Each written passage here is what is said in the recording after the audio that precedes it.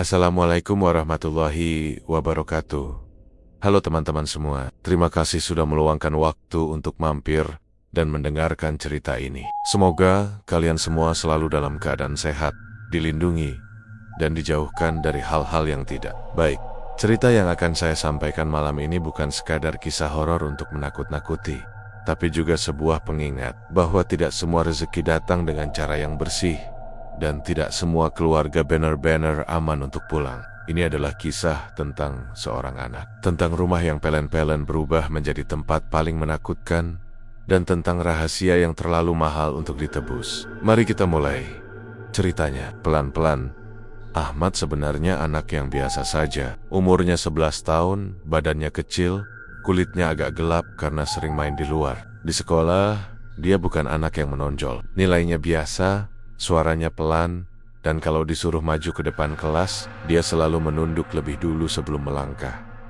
Tapi ada satu hal yang selalu diperhatikan guru dan teman-temannya. Ahmad hampir selalu pulang paling akhir. Bukan karena dia ikut kegiatan tambahan, bukan juga karena dia suka main sampai lupa waktu. Ahmad sengaja menunggu jalanan sepi, menunggu teman-temannya sudah bubar, menunggu matahari hampir tenggelam. Karena buat Ahmad, pulang bukan hal yang menyenangkan. Setiap sore, setelah bel sekolah berbunyi, anak-anak lain berlari sambil tertawa, saling tarik tas, saling ejek kecil-kecilan. Ahmad hanya berjalan pelan di belakang. Kadang berhenti pura-pura mengikat tali sepatu yang sebenarnya sudah rapi. Kadang duduk sebentar di bangku depan warung, cuma buat mengulur waktu. "Matt, nggak pulang?" tanya Pak Rahman, penjaga sekolah, suatu sore. Ahmad tersenyum tipis. "Ayah, Pak, bentar lagi." Padahal dia tahu, sejauh apapun dia menunda, rumah itu tetap menunggu.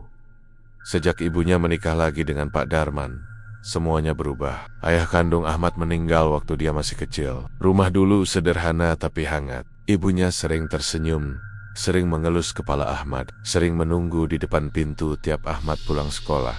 Sekarang, rumah itu terasa berbeda. Pak Darman bukan orang yang galak. Dia tidak pernah memukul, tidak pernah membentak. Tapi itu yang membuat Ahmad takut. Tatapan mata Pak Darman sering berhenti terlalu lama di dirinya, seperti sedang menilai, seperti sedang menghitung sesuatu di dalam kepala. Kalau Ahmad pulang, Pak Darman biasanya duduk di ruang tengah, pura-pura membaca koran atau menonton TV. "Kamu pulang telat lagi," katanya suatu sore, tanpa menoleh. "Maaf Om, Tori bantu bersih-bersih kelas," jawab Ahmad pelan. Pak Darman mengangguk pelan. "Bagus, anak rajin itu disayang." Kata disayang itu terdengar aneh di telinga Ahmad. Nadanya datar, tidak hangat. Ibunya hanya diam di dapur. Sejak menikah lagi, ibunya jadi lebih pendiam. Senyumnya jarang muncul. Kalau Ahmad memanggil, kadang ibunya seperti tidak mendengar. Malam hari adalah waktu yang paling tidak disukai Ahmad. Rumah itu memang bukan rumah besar, tapi sejak direnovasi, bagian belakangnya memanjang sampai ke kebun bambu. Kebun itu sudah ada sejak lama, tapi dulu jarang diperhatikan. Sekarang, entah kenapa, Ahmad merasa kebun bambu itu selalu hidup. Bambu-bambunya tinggi, rapat, dan kalau malam, bunyinya saling bergesek pelan, seperti orang berbisik.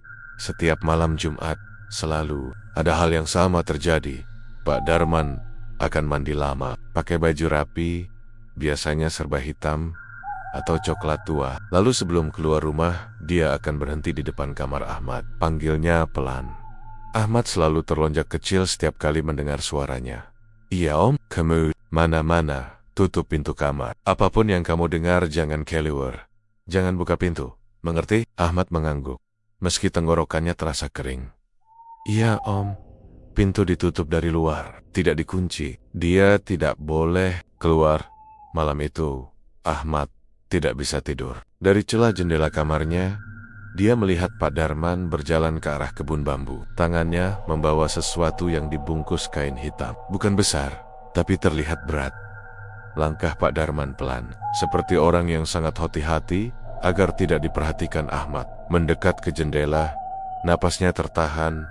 Angin malam berhenti. Tidak ada suara jangkrik, Tidak ada anjing menggonggong, hanya suara bambu yang berderit pelan, seolah membuka jalan di tengah kebun. Pak Darman berhenti.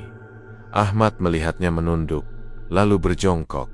Bibirnya bergerak. Bukan doa yang Ahmad kenal, bukan bahasa Indonesia, bukan juga bahasa daerah yang biasa dia dengar. Lalu ada suara lain. Suara itu rendah, berat, seperti datang dari dalam tanah. Tidak jelas katanya apa, tapi cukup membuat dada Ahmad terasa sesak. Tangannya gemetar memegang kusen jendela. Ahmad mundur perlahan. Kakinya terasa dingin. Lantai kamar seperti basah, padahal jeles-jeles kering. Malam itu, Ahmad bermimpi dia berdiri di kebun bambu. Tanahnya lembek, kakinya tenggelam sedikit demi sedikit. Dari bawah, ada tangan hitam memegang pergelangan kakinya. "Diam, jangan teriak," bisik suara itu. Ahmad terbangun dengan napas tersengal. Pagi harinya, ibunya heran melihat kaki Ahmad kotor, penuh tanah kering. "Kamu main kemana?" tanya ibunya pelan. Ahmad ingin menjawab, tapi lidahnya terasa berat. Entah kenapa, setiap kali ingin bercerita soal kebun bambu dan Pak Darman, kepalanya langsung sakit. "Enggak kemana-mana, Bu," jawabnya akhirnya. Ibunya mengangguk, tapi matanya terlihat kosong. Ahmad tidak tahu saat itu bahwa malam-malam seperti ini bukan sekadar mimpi, bahwa ada sesuatu yang sedang dipersiapkan, bahwa hidupnya sedang dihitung pelan-pelan, seperti hitungan hari menuju sesuatu yang tidak bisa dia hindari. Pagi itu, Ahmad berangkat sekolah dengan kepala sedikit pusing, bukan pusing karena sakit, tapi seperti ada sesuatu yang menekan pikirannya. Jalan menuju sekolah yang biasanya ia lewati terasa lebih panjang. Setiap langkah, ia merasa seolah ada yang mengawasi dari belakang. Padahal saat menoleh, jalanan kosong. Di kelas, Ahmad duduk di bangku dekat jendela. Tatapannya sering kosong ke arah luar. Bambu-bambu di kebun belakang rumahnya terus terbayang, meski sekarang yang ia lihat hanyalah pohon mangga di halaman sekolah. "Mat, kamu kenapa sih dari tadi bengong?" bisik Rian, teman sebangkunya. Ahmad terkejut kecil. "Nggak apa-apa, kamu kelihatan capek, sakit." Ahmad menggeleng. Dia ingin cerita, ingin bilang kalau tiap malam tidurnya selalu mimpi yang sama. Tapi entah kenapa, kata-kata itu selalu berhenti di tenggorokan. Bel pulang berbunyi. Seperti biasa, Ahmad menunda langkah, duduk sebentar di tangga sekolah, menunggu matahari condong ke barat. Tapi hari itu, ada sesuatu yang membuatnya ingin cepat sampai rumah. Di jalan, Ahmad melihat rumahnya dari kejauhan, dan lagi-lagi ada parasan one pintu belakang rumah terbuka. Biasanya pintu itu selalu tertutup rapat, apalagi siang hari. Ahmad berhenti sejenak, menatap rumahnya sendiri seperti orang asing. Angin berhembus pelan, membawa bau tanah basah. Meski sudah 2 hari tidak hujan, saat masuk, suasana rumah sunyi. "Bu," panggil Ahmad. Tidak ada jawaban. Dia melangkah ke dapur. Ibunya ada di sana, berdiri membelakangi pintu, memegang pisau, bukan sedang memotong apa-apa, hanya berdiri diam, menatap meja kosong. "Bu," panggil Ahmad lagi, lebih pelan. Ibunya tersentak. "Ahmad, sudah pulang." "Ibu kenapa?" Ibunya tersenyum tipis. "Nggak apa-apa, ibu cuma capek." Tapi mata ibunya seperti habis menangis lama. Sore itu, Ahmad duduk di kamarnya. Dia mencoba mengerjakan PR, tapi pikirannya melayang ke kejadian malam Jumat lalu, ke suara berat dari kebun bambu, ke mimpi yang terasa terlalu nyata. Tanpa sadar, Ahmad berdiri dan melangkah ke jendela. Kebun bambu itu diam, terlalu diam. Biasanya, sore hari selalu ada suara burung atau angin. Tapi sekerong, bambu-bambu itu berdiri kaku, seperti orang-orang yang sedang menunggu aba-aba. Ahmad merinding. Malamnya, Pak Darman pulang lebih awal. Wajahnya terlihat segar, bahkan terlalu segar. Dia membawa plastik besar berisi belanjaan. "Kita makan enak malam ini," katanya sambil tersenyum. Ibunya ikut tersenyum, tapi senyum itu tidak sampai ke matanya. Saat makan, Pak Darman beberapa kali melirik Ahmad. Tatapannya lama, membuat Ahmad tidak nyaman. "Kamu kelihatan kurusan, Med," kata Pak Darman tiba-tiba. Ahmad berhenti mengunyah. "Iya, Om, kamu sering capek." "Sedikit." Pak Darman mengangguk pelan. nanti juga terbiasa. Kata terbiasa itu membuat Ahmad kehilangan selera makan. Malam Jumat kembali datang.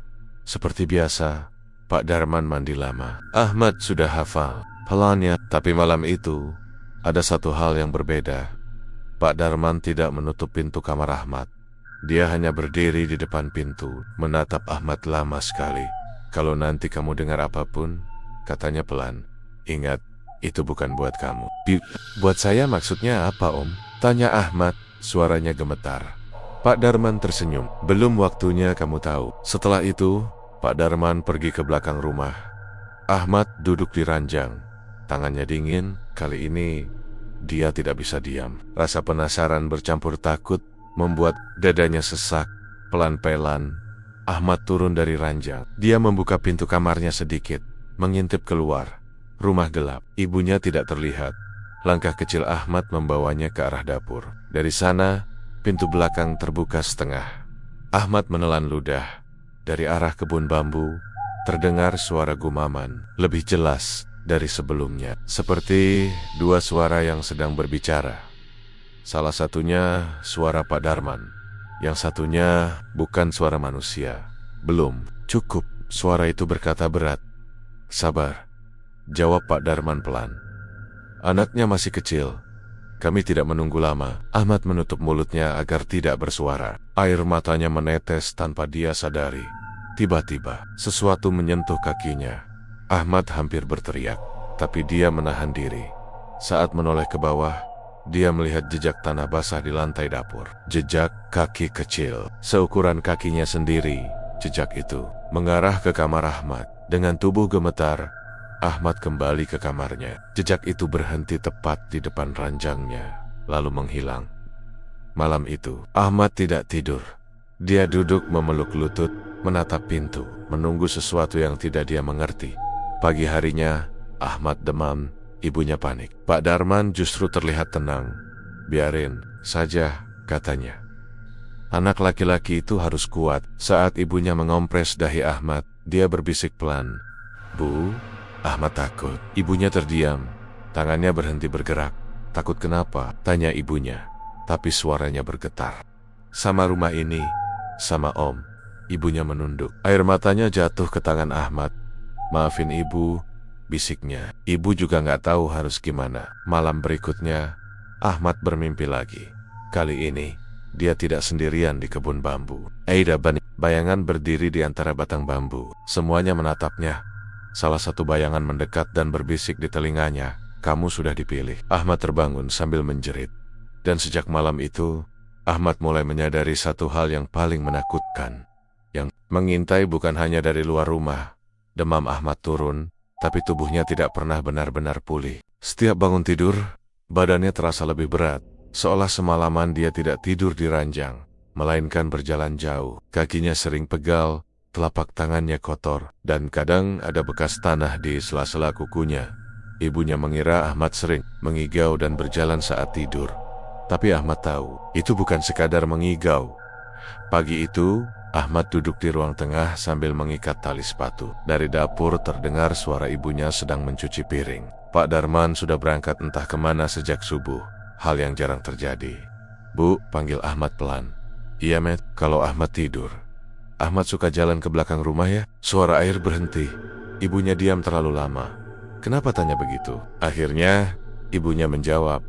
Ahmad sering bangun, kaki Ahmad kotor, ibunya keluar dari dapur. Wajahnya pucat. Dia jongkok di depan Ahmad, memegang kedua bahunya. Kalau kamu bangun malam, jangan kemana-mana. Janji sama ibu. Ahmad, mata ibunya. Di sana tidak ada ketegasan. Yang ada hanya ketakutan ibu. Di kebun bambu itu ada apa? Ibunya menarik napas panjang. Bibirnya bergetar. Jangan tanya yang aneh-aneh. Sekolah yang rajin, pulang cepat. Jawaban itu tidak menenangkan, justru membuat Ahmad yakin ada sesuatu yang sengaja disembunyikan. Di sekolah, Ahmad makin sering melamun. Guru menegurnya beberapa kali. Teman-temannya mulai menjauh karena Ahmad sering terlihat pucat dan murung. Rian, satu-satunya teman yang masih mendekat, duduk di samping Ahmad saat istirahat. Kamu kenapa sih sekarang? Kayak orang gak tidur seminggu. Katanya setengah bercanda. Ahmad tersenyum tipis. Kamu percaya nggak kalau rumah bisa marah sama penghuninya? Rian tertawa kecil. Kamu kebanyakan nonton film horor. Ahmad tidak ikut tertawa. Kalau rumah itu minta sesuatu? Rian berhenti tertawa, Matt. Kamu kenapa? Ahmad menunduk. Dia sadar tidak semua orang bisa memahami apa yang dia rasakan. Sepulang sekolah, Ahmad tidak langsung masuk rumah. Dia berdiri di halaman, menatap kebun bambu dari kejauhan. Sore itu, bambu-bambu itu bergerak pelan, meski angin hampir tidak ada. Seolah bernapas, langkah Ahmad tanpa sadar mendekat. Tanah di sekitar kebun terasa lebih lembek dari biasanya. Ada bau anyir tipis, bukan bau bangkai, tapi bau yang membuat perut mual. Ahmad, suara ibunya membuatnya tersentak. Masuk, jangan ke situ. Ahmad manda dari balik bambu. Dia merasa ada yang memperhatikannya. Tatapan yang dingin dan lapar. Malamnya, Pak Darman pulang membawa uang dalam jumlah yang tidak sedikit. Dia menghitungnya. Di meja makan tanpa menutup-nutupinya, ibunya hanya duduk diam, memandangi uang itu seperti benda asing. Rezeki lagi bagus, kata Pak Darman ringan. Semua lancar. Ahmad memperhatikan tangan Pak Darman. Di sela-sela kukunya ada tanah hitam. Kamu kenapa lihat Om begitu? Tanya Pak Darman. Ahmad menggeleng cepat. Enggak apa-apa. Pak Darman tersenyum, lalu menepuk pundak Ahmad. Sentuhannya dingin. Kamu anak baik. Om Sinan. Malam Jumat datang lagi. Ahmad sudah tahu malam itu akan selalu jadi malam terpanjang. Sekitar tengah malam, Ahmad terbangun karena suara bisik, bukan dari luar rumah, tapi dari dalam kamarnya sendiri. Suara itu pelan, seperti napas seseorang yang berdiri dekat telinganya. Ahmad membuka mata perlahan. Kamar gelap, tapi di sudut ruangan ada bayangan lebih gelap dari kegelapan. Kamu dengar kami? Ahmad menarik selimut sampai ke leher. Tubuhnya gemetar. Pergi, jangan ganggu Ahmad, bisiknya lirih. Bayangan itu mendekat, suaranya makin jelas. Kami sudah menunggu lama. Tiba-tiba pintu kamar terbuka. Cahaya lampu ruang tengah masuk. Bayangan itu lenyap. Pak Darman berdiri di ambang pintu. Kamu belum tidur? Tanyanya tenang. Ahmad hanya menggeleng. Air matanya jatuh. Pak Darman masuk, duduk di tepi ranjang. Tangannya mengusap kepala Ahmad, tapi sentuhan itu membuat Ahmad ingin menjauh. Jangan takut, kata Pak Darman pelan. Kalau kamu nurut, semua akan baik-baik saja. Nurut apa Om? Suara Ahmad hampir tidak terdengar. Pak Darman tersenyum kecil. Nanti kamu tahu. Pagi berikutnya, Ahmad bangun dengan bekas goresan kecil di lengannya, seperti bekas kuku, tapi dia yakin tidak melukai dirinya sendiri. Ibunya melihat bekas itu dan langsung menangis. Bu, Ahmad? Kenapa? Tanya Ahmad. Ibunya memeluk Ahmad erat, terlalu erat. Kita salah, Matt, katanya tersendat. Ibu salah. Salah apa, Bu? Ibunya tidak menjawab. Tangisnya semakin pecah. Hari-hari berikutnya, Ahmad sering merasa pusing. Saat berada di rumah, dadanya sesak. Tapi anehnya, kalau berada di dekat kebun bambu, rasa itu sedikit berkurang. Seolah tubuhnya mulai terbiasa. Suatu sore, Ahmad melihat Pak Darman berbicara sendiri di kebun. Kamu janji, kata Pak Darman. Satu saja, jawaban dari dalam tanah membuat daun bambu bergetar. Kami selalu menepati janji. Ahmad mundur perlahan, air matanya. Saat itu dia mengerti. Hidupnya sedang dipertaruhkan dalam perjanjian yang tidak pernah dia setujui. Ahmad bermimpi paling buruk. Dia berdiri di depan lubang besar di kebun bambu. Di sekelilingnya berdiri orang-orang tanpa wajah. Pak Darman berdiri di belakangnya, mendorong pelan. Cuma sebentar, katanya. Ahmad menoleh, mencari ibunya. Tapi ibunya berdiri jauh, menangis, tidak bergerak. Ahmad terbangun sambil menjerit. Dan sejak malam itu, satu hal berubah. Ahmad tidak lagi merasa dirinya hanya ditakuti. Dia mulai merasa dimiliki. Bukan perubahan yang terlihat jelas oleh orang lain, tapi perubahan di dalam dirinya. Perasaan bahwa tubuhnya bukan sepenuhnya miliknya lagi. Kadang, saat ia menatap cermin, ia merasa wajah yang menatap balik itu bukan benar-benar dirinya. Matanya terlihat lebih dalam. Lingkar hitam di bawahnya semakin jelas. Dan sorotnya seperti menyimpan ketakutan yang terlalu besar untuk anak seusianya. Ibunya semakin sering memperhatikan Ahmad dengan tatapan cemas. Setiap Ahmad batuk sedikit saja, Ibunya langsung panik. Setiap Ahmad terdiam terlalu lama, ibunya langsung mendekat, memegang pundaknya, seolah takut anak itu menghilang kapan saja. "Matt," kata ibunya suatu pagi, saat mereka sarapan berdua. Pak Darman belum bangun. Itu jarang terjadi. "Iya, Bu." Ibunya menatap piring Ahmad yang hampir tidak tersentuh. "Kamu makan yang banyak, jangan sampai sakit." Ahmad mengangguk, meski perutnya terasa mual sejak bangun tidur. "Ibu kenapa dari tadi lihat Ahmad terus?" Ibunya menarik napas panjang. "Kalau ibu minta kamu janji, kamu mau nurut nggak?" Ahmad berhenti mengunyah. "Janji apa?" "Kalau suatu hari nanti ibu suruh kamu pergi dari rumah ini, kamu jangan nolak." Jantung Ahmad berdegup kencang. "Pergi kemana, Bu?" Ibunya menggeleng.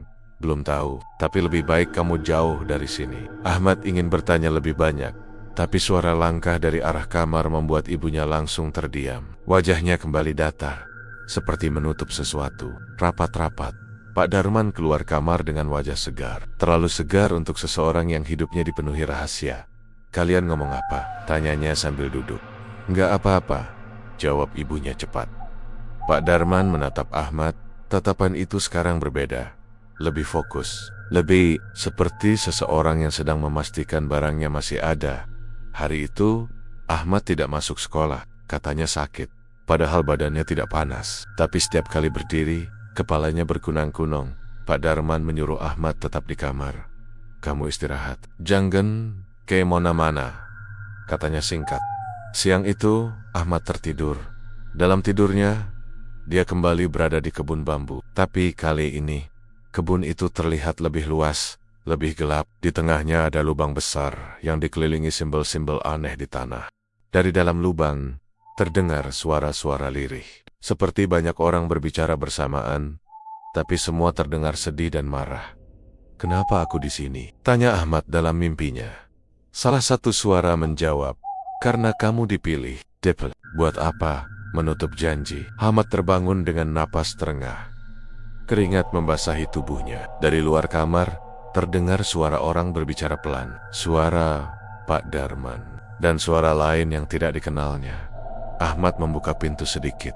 Dari celah pintu, dia melihat Pak Darman duduk di ruang tengah, berbicara dengan seorang pria tua berpakaian lusuh. Rambutnya panjang, matanya cekung, dan bau dupa samar tercium. "Anaknya sudah mulai siap," kata pria tua itu pelan. "Dia lemah," jawab Pak Darman, "tapi masih hidup." "Justru itu yang dibutuhkan," jawab pria tua sambil tersenyum tipis. "Yang masih takut." Ahmad menutup pintu perlahan. Dadanya berdegup kencang, kakinya terasa dingin. Sore itu, ibunya masuk ke kamar Ahmad dengan mata sembab. "Mad," katanya lirih. "Ibu, ada apa?" Ibunya duduk di tepi ranjang. Tangannya gemetar saat memegang tangan Ahmad. "Ibu mau minta maaf." "Minta maaf kenapa?" Ibunya menunduk lama. Air matanya jatuh satu-satu ke spray. "Ibu, semua ini cuma soal uang. Cuma soal hidup yang lebih enak. Ibu nggak tahu bayarannya kamu." Ahmad membeku. "Bayaran apa, Bu?" Ibunya memeluk Ahmad erat. "Pesugihan itu minta tumbal, dan yang paling mudah, anak yang tinggal serumah." Kapel Ahmad terasa kosong. Suara ibunya terdengar jauh, seperti dari dasar sumur. "Om Darman, mau ngapain Ahmad?" Ibunya terisak. "Ibu nggak sanggup bilangin ini, tapi waktunya sudah dekat." Malam itu, suasana rumah terasa sangat berat. Udara pengap, lampu sering berkedip. Dari kebun bambu, terdengar suara gesekan lebih keras dari biasanya. Pak Darman menyiapkan sesuatu di ruang tengah. Kain hitam, sesajen, dan benda-benda yang Ahmad tidak tahu namanya. "Kamu pakai ini," kata Pak Darman sambil menyerahkan baju baru pada Ahmad. Baju itu bersih, tapi dingin saat disentuh. "Kita mau kemana, Om?" tanya Ahmad dengan suara gemetar. Pak Darman menatapnya lama. Untuk sesaat, wajahnya terlihat ragu. Tapi kemudian, ekspresinya kembali kosong, cuma doa sebentar. Ibunya berdiri di sudut ruangan, menangis tanpa suara. Ahmad melangkah keluar rumah. Tanah di kebun bambu terasa dingin di telapak kakinya. Setiap langkah, suara bisikan semakin jelas. Dekat, sudah dekat. Ahmad menoleh ke ibunya. "Bu?" Ahmad takut. Ibunya menutup mulutnya, menahan tangis. Dia ingin melangkah, tapi kakinya seperti tertanam di lantai. Pak Darman berhenti di depan lubang yang kini sudah terbuka. Bau tanah bercampur bau busuk menyengat hidung. "Cepat," kata suara dari dalam tanah. Ahmad mundur selangkah. Tubuhnya gemetar hebat, "Om." "Jangan." Pak Darman menutup mata. Tangannya gemetar saat memegang bahu Ahmad. "Maafin Om." Saat itu angin berhenti. Semua suara menghilang. Hanya detak jantung Ahmad yang terdengar keras di telinganya. Dan di saat itulah Ahmad menyadari malam itu bukan lagi tentang ketakutan, tapi tentang akhir. Bab 4 berakhir di sana, tepat sebelum sesuatu yang tidak bisa ditarik kembali terjadi. Saat Ahmad berdiri di ambang lubang, antara hidup yang singkat dan janji gelap yang telah lama menunggu, tidak ada suara ayam berkokok. Tidak ada suara ibu di dapur. Bahkan suara angin pun seperti enggan lewat di halaman rumah itu. Ahmad tidak ada. Pagi itu, ibunya terbangun dengan dada sesak. Matanya langsung menoleh ke arah kamar Ahmad. Pintu kamar terbuka, ranjang rapi. Tidak ada tas sekolah, tidak ada sandal di depan pintu. "Ahmad," panggilnya pelan. Tidak ada jawaban. Ibunya berjalan ke belakang rumah dengan langkah gemetar. Kebun bambu terlihat basah. Meski malam itu tidak turun hujan. Tanah di satu bagian tampak lebih gelap, seperti baru saja digali dan ditutup kembali. Ibunya jatuh terduduk. Tangannya menggenggam tanah, kukunya kotor, napasnya tersengal. Dari balik bambu, terdengar suara gesekan pelan, seperti bisikan yang saling menyahut. Pak Darman keluar rumah dengan wajah tenang. Terlalu tenang untuk seseorang yang seharusnya panik. "Kenapa ribut pagi-pagi?"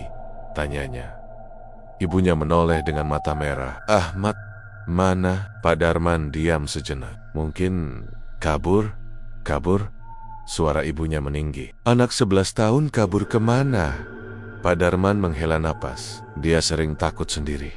Mungkin gak betah. Ibunya tertawa kecil, tapi tawanya berubah jadi tangis. "Kamu bohong, Pak." Darman menatap kebun bambu. "Sudah selesai." Kata itu membuat ibunya ambruk sepenuhnya.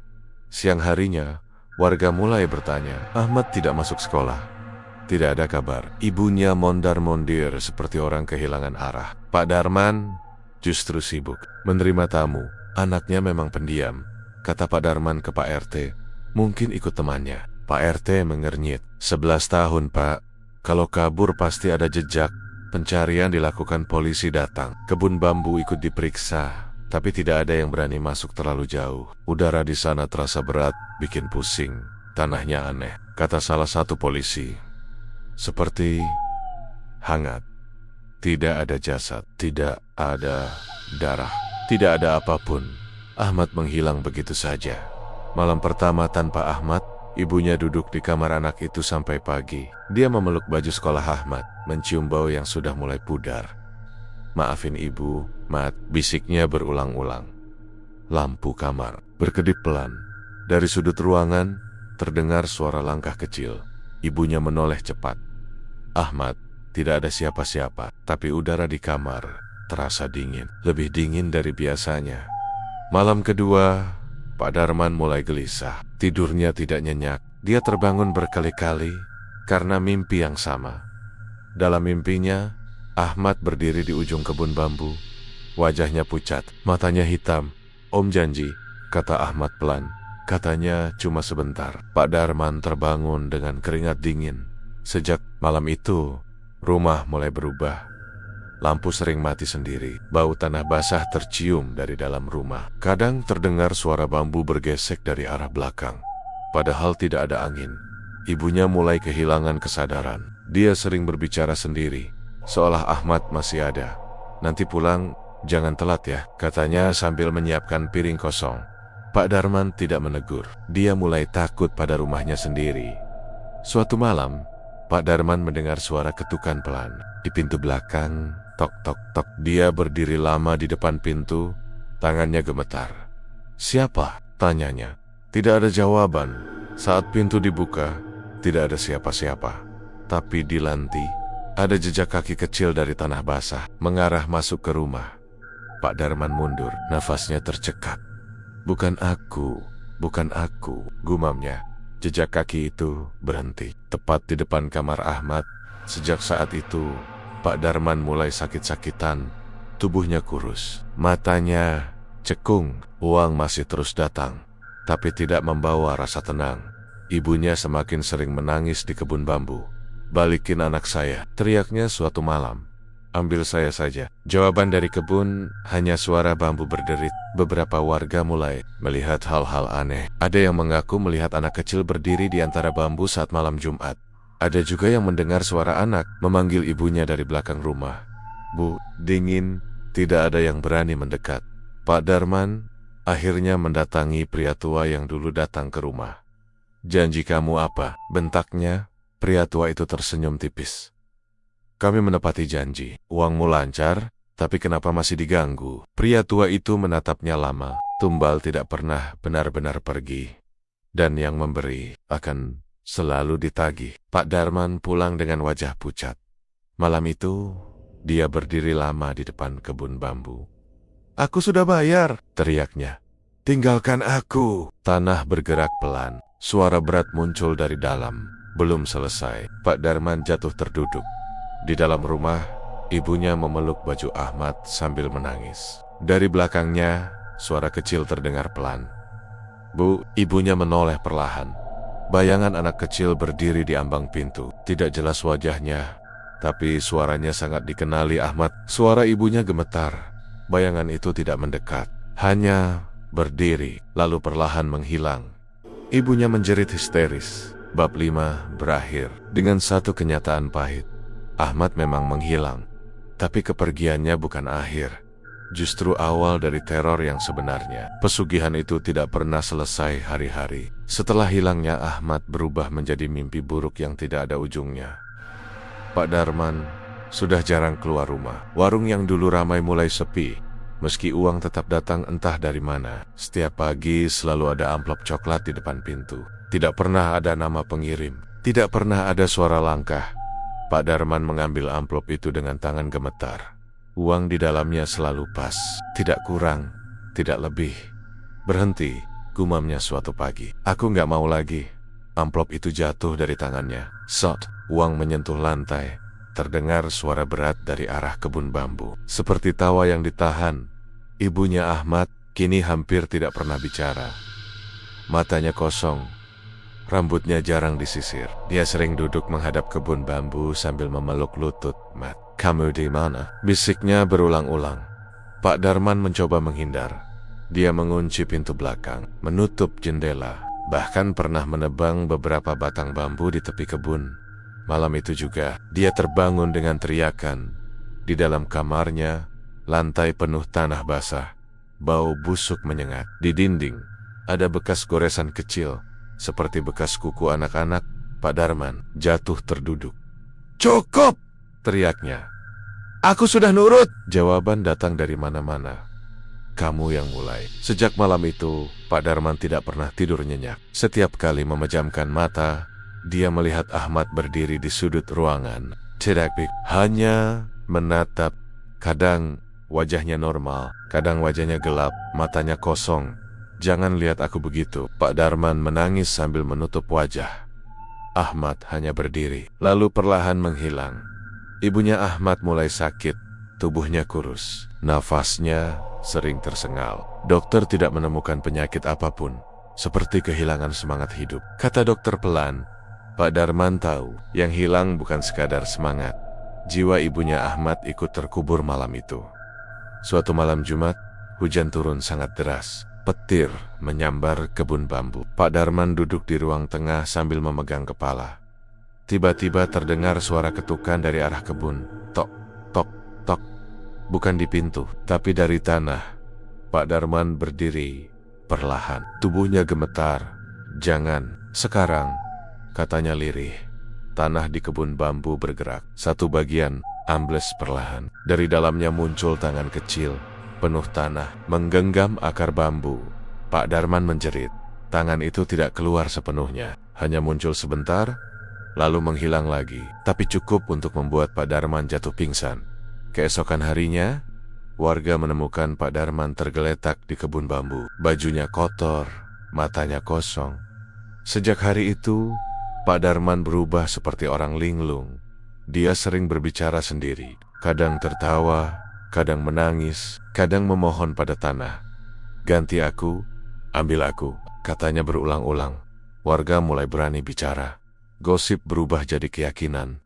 Rumah itu nggak beres. Anaknya bukan kabur. Pak Daman main, pesugihan. Seorang sesepuh desa akhirnya datang. Orang tua itu berdiri lama di depan kebun bambu. "Sudah dalam," katanya singkat. "Terlalu dalam." Pak Darman memohon di hadapannya. "Tolong, aku mau berhenti." Sesepuh itu menatapnya tajam. "Harga sudah dibayar. Sekarang giliran kamu." Malam terakhir Pak Darman di rumah itu datang tanpa tanda. Ibunya Ahmad duduk di kamar anaknya, memeluk baju Ahmad. Dia tidak menangis lagi. "Air, matanya sudah habis, Matt," bisiknya. "Ibu capek." Di belakangnya, suara kecil terdengar pelan. "Ibu boleh istirahat." Ibunya menoleh. Untuk pertama kalinya sejak lama, dia tersenyum. Sementara itu, Pak Darman berdiri di kebun bambu, tepat di atas tanah yang dulu digali. Angin berhenti, suara alam menghilang. "Kami datang menjemput," kata suara berat dari dalam tanah. Pak Darman berteriak, berlari, tapi kakinya seperti tertanam. Tanah mulai menariknya perlahan. "Bukan aku, anak itu!" Tanah menelan teriakannya. Pagi harinya, Pak Darman menghilang. Tidak ada jasad, tidak ada darah. Hanya pakaian yang tertinggal di tepi kebun bambu, penuh tanah basah. Ibunya Ahmad tidak pernah keluar dari kamar itu lagi. Bab 6 berakhir dengan satu kesimpulan pahit. Pesugihan memang memberi, tapi selalu mengambil kembali. Dengan cara yang paling menyakitkan dan yang paling akhir diambil. Bukan harta, tapi manusia itu sendiri. Pak Darman menghilang tanpa jejak. Polisi datang lagi, menggali kebun bambu, memeriksa rumah. Tapi hasilnya sama seperti saat Ahmad hilang. Tidak ada jasad, tidak ada bukti. Hanya tanah yang terasa hangat dan udara yang membuat kepala pening. Kasus itu akhirnya ditutup sebagai orang hilang. Ibunya Ahmad masih hidup, tapi seperti bukan orang yang sama. Dia tidak menangis lagi, tidak berteriak, tidak mencari. Tahib duduk di kamar Ahmad, setiap hari menatap jendela yang menghadap ke kebun bambu. Kalau ada orang menyapa, dia hanya tersenyum kecil. "Anak saya sudah pulang," katanya pelan. Warga mulai menjauh. Tidak ada yang berani terlalu dekat dengan rumah itu. Warung tutup, rumput tumbuh liar. Kebun bambu makin rapat, seolah ingin menutup sesuatu rapat-rapat. Beberapa bulan kemudian, ibunya Ahmad ditemukan meninggal di kamar itu. Duduk bersandar di dinding, memeluk baju sekolah Ahmad. Wajahnya tenang, seperti orang yang akhirnya bisa tidur. Tidak ada tanda kekerasan, dokter bilang. Jantungnya berhenti karena kelelahan dan tekanan batin. Tapi warga tahu, ada yang ikut pergi bersama perempuan itu malam itu. Setelah kematian ibunya Ahmad, rumah itu kosong. Tidak ada yang mau menempati. Bahkan untuk sekadar masuk mengambil barang pun, orang-orang harus berani sendiri. Suatu malam Jumat, seorang penjaga ronda melihat lampu kamar Ahmad menyala. Padahal listrik rumah itu sudah diputus. Dia berhenti, menatap dari kejauhan. Dari balik jendela, terlihat bayangan anak kecil duduk di tepi ranjang. Penjaga ronda itu menelan ludah. "Mat," panggilnya tanpa sadar. Bayangan itu menoleh perlahan. Lampu langsung mati. Keesokan harinya, warga menemukan jejak kaki kecil di halaman rumah, mengarah ke kebun bambu, berhenti tepat di tengah-tengahnya. Sejak itu, cerita tentang Ahmad menyebar dari mulut ke mulut. Ada yang bilang, kalau malam Jumat Kliwon, suara anak kecil terdengar dari kebun bambu. Ada juga yang mengaku melihat dua bayangan berdiri di antara bambu. Satu besar, satu kecil. Yang besar selalu tertunduk, yang kecil berdiri di depan, menatap tajam. Seorang sesepuh desa akhirnya menutup kebun bambu itu dengan doa. Tidak untuk mengusir, hanya untuk menenangkan yang sudah jadi bagian tanah, katanya pelan. Tidak bisa dipulangkan. Rumah itu akhirnya runtuh dimakan waktu. Atap bocor, dinding retak, tapi kebun bambu tetap berdiri, lebih hijau dari sebelumnya. Sampai hari ini, tempat itu masih ada. Orang-orang yang melewati jalan itu malam hari sering merasakan hawa dingin tiba-tiba. Ada yang mencium bau tanah basah, ada yang mendengar suara langkah kecil di belakangnya. Kalau menoleh, tidak ada siapa-siapa. Pelajaran dari kisah amat sederhana, tapi berat. Ketika seseorang memilih jalan gelap demi kenyamanan hidup. Yang pertama, dikorbankan bukan musuh, bukan orang jauh, tapi orang yang paling dekat, yang paling lemah, yang paling tidak bisa melawan, dan pesugihan. Tidak pernah benar-benar selesai. Ia hanya menunggu orang berikutnya, yang cukup putus asa untuk mengetuk pintu yang sama. Kalau suatu malam, kamu melewati tempat sepi, lalu mendengar suara anak kecil memanggil ibunya, jangan jawab, bisa jadi itu bukan panggilan rindu, tapi sisa janji yang belum benar-benar terbayar. Dan sampai sekarang, misteri hilangnya Ahmad tetap tak terpecahkan, karena tidak semua yang hilang benar-benar pergi.